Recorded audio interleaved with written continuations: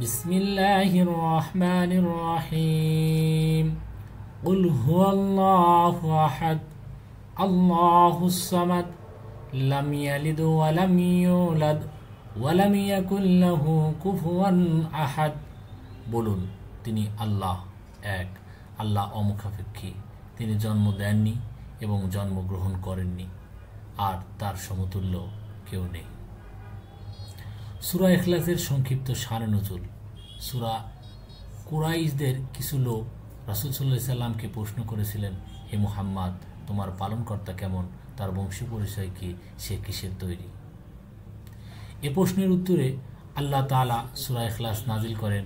এই সূরার মাধ্যমে আল্লাহ তাআলা নিজের তার একত্ব, নিরাকারতা ও অমুখাপেক্ষী সত্তার পরিচয় দেন। মূলত মুশরিকদের ভ্রান্ত ধারণা ভেঙে দিয়ে আল্লাহর প্রকৃত পরিচয় বোঝানোর জন্য এই সূরা নাজিল হয়।